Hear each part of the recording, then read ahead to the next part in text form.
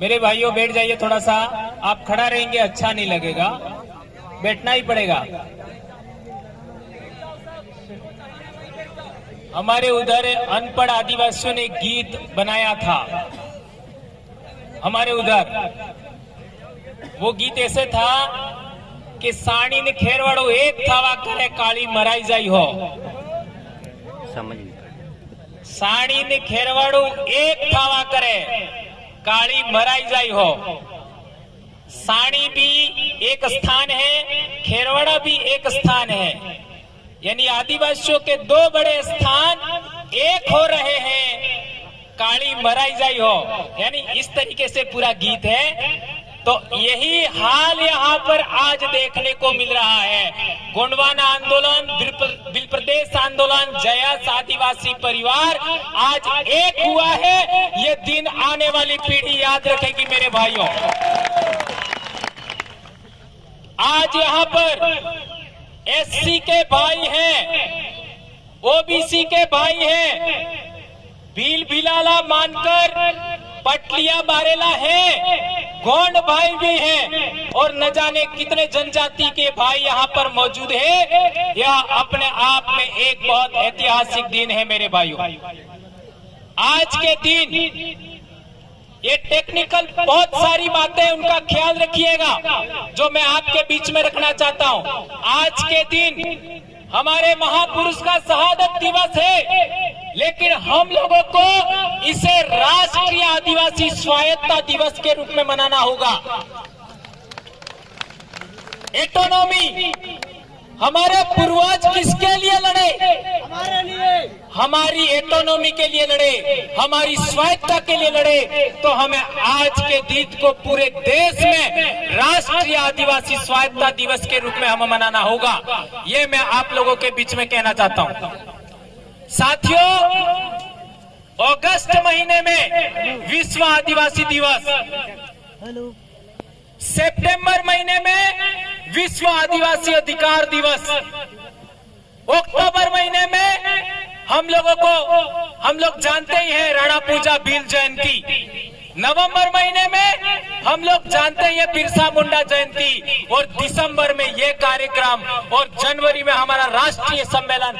इस तरीके से चरणबद्ध कार्यक्रम पूरे आदिवासी बेल्ट में होना चाहिए और आप करोगे ये प्रण लेकर के यहाँ से जाइएगा। कुछ महत्वपूर्ण बातें आपके बीच में रखना चाहता हूं। हम लोग एक चीज को आज तक नहीं पकड़ पाए, ये ध्यान से समझिए। एक चीज को आज तक हम पकड़ नहीं पाए। हम लोग कहते तो हैं कि आदिवासी महान पूर्वज थे, आदिवासी पूर्वज कभी हारे नहीं। हम लोग ये भी कहते हैं कि हम लोग किसी के गुलाम नहीं हुए।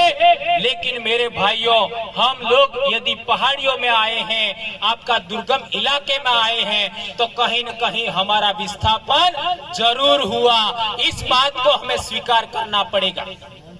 ओबीसी समाज की जब भी हम बात करते हैं तो ओबीसी समाज के साथ भेदभाव हुआ, एससी समाज के साथ शोषण हुआ और आदिवासी के साथ में आपका विस्थापन हुआ। यदि ये तीन प्रकार के पीड़ित लोग यदि एक हो जाते हैं तो आप इस देश में शासक वर्ग बन सकते हैं। क्या आप लोग इस देश का शासक वर्ग बनने के लिए, हुक्मरान बनने के लिए तैयार है क्या? ये प्रण लेकर के आपको यहाँ से जाना होगा। तो इसके मार्ग में दिक्कत क्या है, इसको मैं थोड़ा सा समझाना चाहूंगा।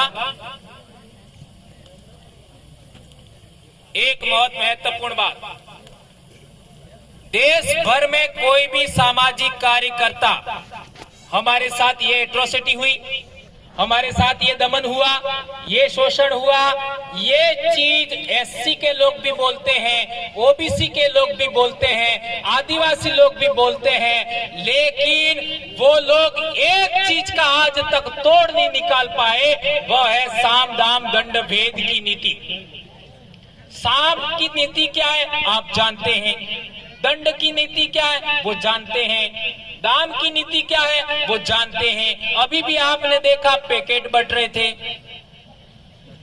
क्या ना, पानी बिक रहा था, ये देख रहे हैं ना। यहाँ पर किसी ने अभी तक पैकेट नहीं बांटा है, यहाँ पर किसी ने अभी तक पानी नहीं बांटा है। तो ये आप लोग ये क्या कहते हैं, इन तीन नीतियों को तो समझते हैं, लेकिन भेद नीति क्या है, क्या उसके बारे में हम जानते हैं? यही चीज मैं सबसे पहले क्लियर करना चाहता हूँ। इस चीज को समझे बगैर हम लोग कभी भी सफल नहीं हो सकते। भेद नीति क्या है? हिरण्यकश्यप के बारे में आप जानते हैं, उनके पिताजी का नाम क्या है? पिताजी का नाम क्या है? हिरण्यकश्यप, हिरण्याक्ष, होलिका, ये भाई बहन है। उनके पिताजी का नाम क्या है? अननोन। यही अज्ञान हमारे लिए सबसे बड़ा खतरा है, यही खतरा है। दो माए हैं, एक मां से दैत्य पैदा हुए, एक मां से देव पैदा हुए। बाप एक है, बाप एक है। अब सवाल पैदा होता है कि हिरण्यकश्यप को मारा तो अपने पक्ष में देवों ने किसको लिया था? उसके बेटे को। क्या नाम है?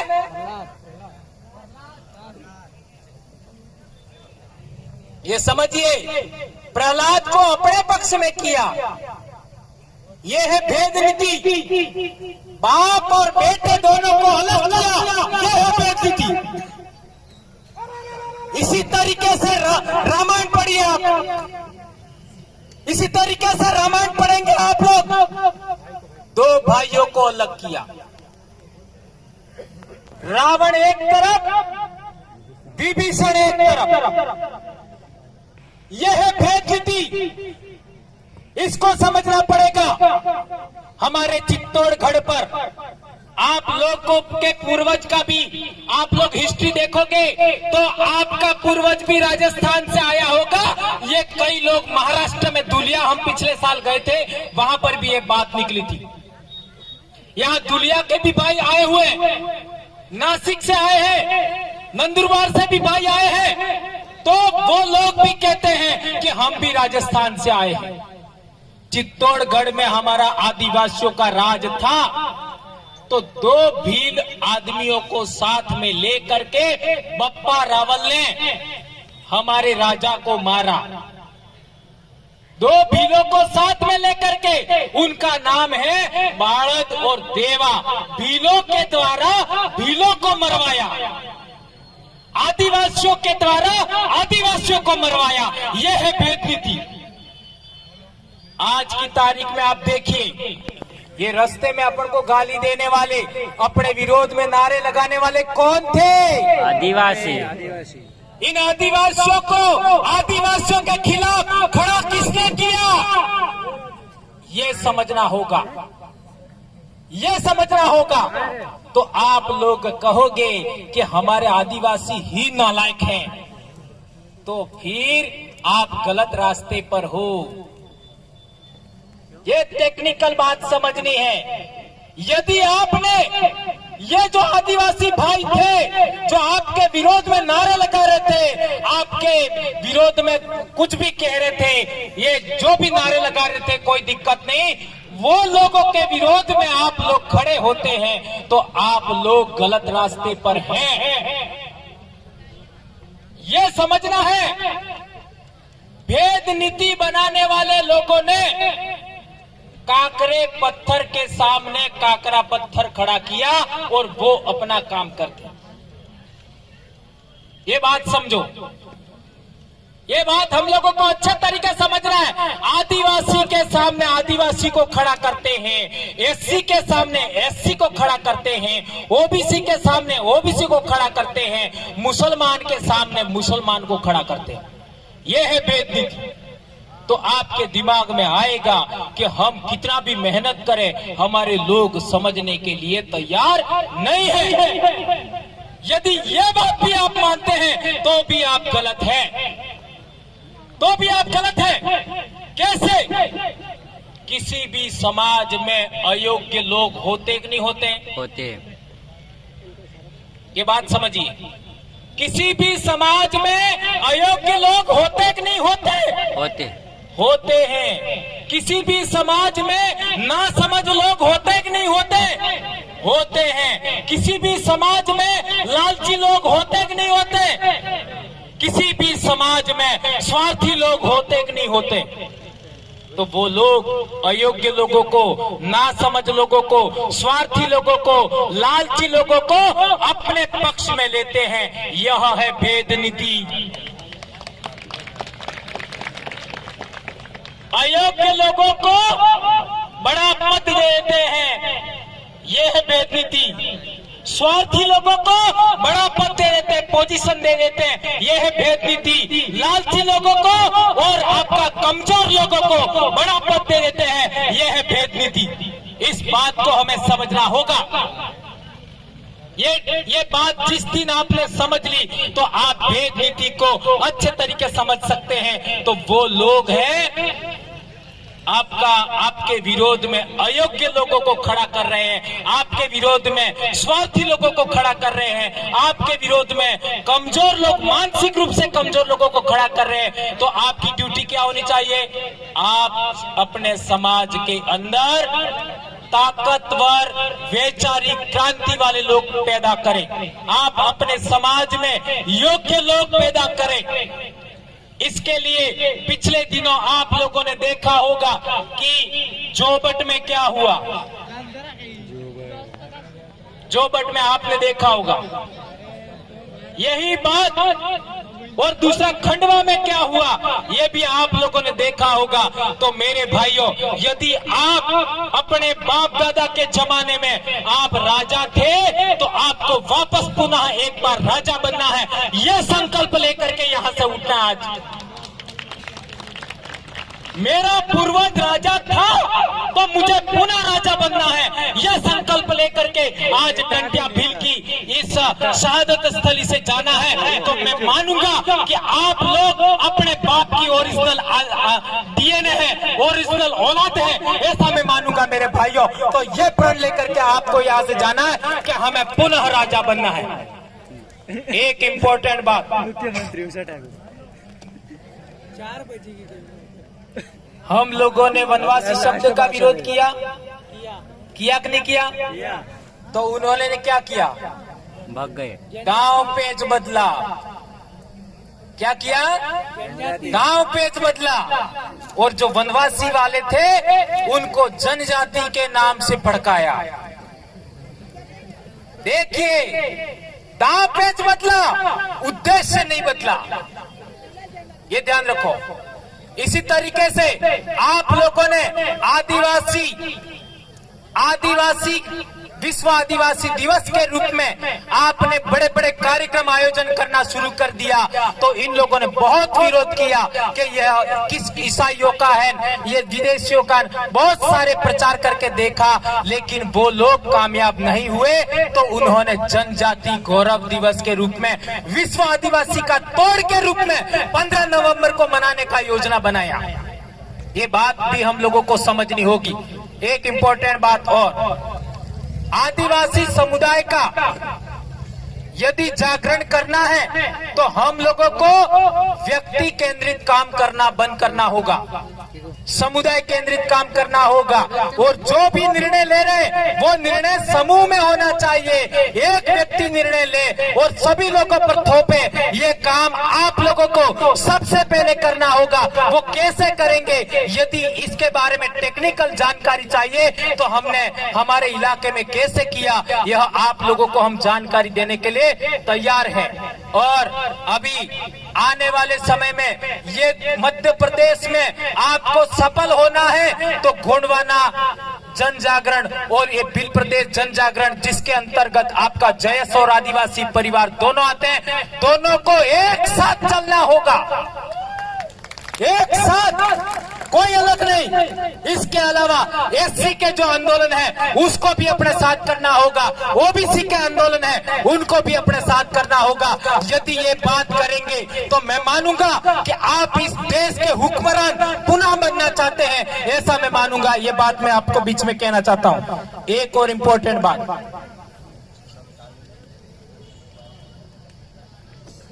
राजनीति को वो लोग 3/4 विजय मानते, यानी राजनीतिक सीट जीती तो वो लोग 3/4 विजय हासिल हुआ ऐसा मानते हैं। कितना? 3/4। और धार्मिक विजय हुई तो